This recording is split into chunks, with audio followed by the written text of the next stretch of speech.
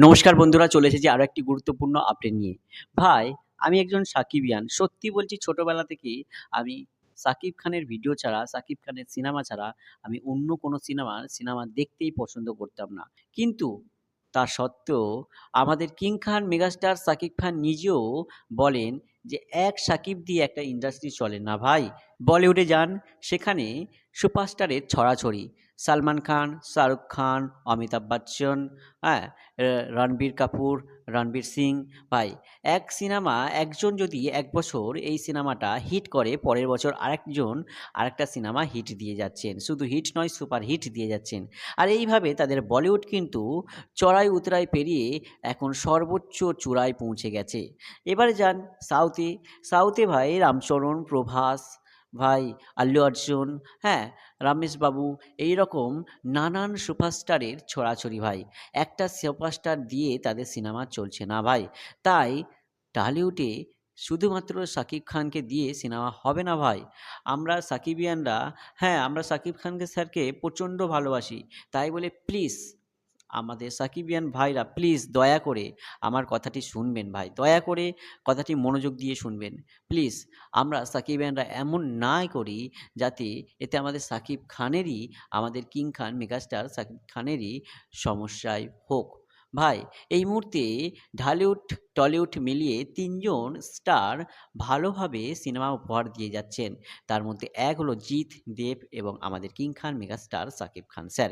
এই ৩ জনের দ্বারাই কিন্তু সম্ভব চলচ্চিত্রটিকে এগিয়ে নিয়ে যেতে। হয়তো লিড রোলে আমরা আমাদের কিং খান মেগাস্টার সাকিব খান স্যারকে দেখতে চাই। কিন্তু আমরা ফেসবুক পোস্ট এবং অন্যান্য ভিডিও স্ক্রিপ্ট তৈরির মাধ্যমে এমন অরাজকতা সৃষ্টি করি না, যাতে এই ৩ সুপারস্টারের ভক্তদের মধ্যে গন্ডগোল সৃষ্টি হোক। ভাই, এমনিতেই ঢালিউড, টলিউড যে বক্স অফিস, এই বক্স অফিসের একটা বিশ্ব মার্কেটের বাজার নেই।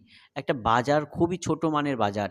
এই বাজারে যদি আমরা আবার বিভেদ তৈরি করি, তাহলে কিন্তু আমরা সাকিবিয়ান যারা শুধু সাকিবিয়ান সিনেমা দেখব, যারা জিৎ ভক্ত তারা জিতের সিনেমা দেখবে, যারা দেব ভক্ত তারা দেবের সিনেমা দেখবে। তাহলে কিন্তু বিশ্বমানের একটা বাজার তৈরি হবে না। আর বাজার না তৈরি হলে বড় বাজেটের সিনেমা তৈরি করতেও পরিচালকদের মাথায় হাত দিয়ে চিন্তা করতে হবে। তাই ভাই, আমরা এই ৩ সুপারস্টারের ভক্তদের উদ্দেশ্যেই বলছি ভাই। আজ আমার এই ৩ সুপারস্টারের ভক্তদের উদ্দেশ্যেই বলা হচ্ছে ভাই। কেউ কাউকে ছোট করে একজন সুপারস্টার, একজন ফল্পস্টার এইভাবে বিবেচনা না করে আপনারা এগিয়ে আসুন বাংলা সিনেমাকে আরও উন্নত পর্যায়ে নিয়ে যেতে। সকলে মিলে আমরা বাংলা সিনেমার উন্নতির কথা ভাববো। এক দেব, এক জিৎ, এক সাকিব খানকে দিয়ে কখনো একটা ইন্ডাস্ট্রি চলতে পারে না ভাই। তা আপনারা বলিউড, সাউথ, হলিউডের বিচার বিশ্লেষণ করে দেখতে পারেন। সেখানে সুপারস্টারের ছড়াছড়ি। আর এইভাবেই প্রত্যেকটা বছর তারা ৩-৪টে করে সিনেমা সুপারহিট দিয়ে যাচ্ছে। ফলে তাদের সিনেমা ইন্ডাস্ট্রিও টিকে আছে।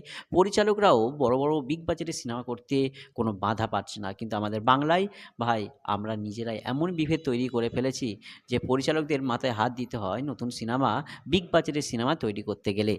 ভাই প্লিজ কেউ এই ভুলটা করো না। এসো সবাই মিলিয়ে, আমরা সকলে মিলে বাংলা সিনেমাকে উন্নত করি এবং সকল সুপারস্টার যে যার জায়গায় সে যার সকলেই উন্নত, এবং তাদেরকে দিয়ে আমরা বাংলা সিনেমাকে আরও উন্নত পর্যায়ে নিয়ে যাই।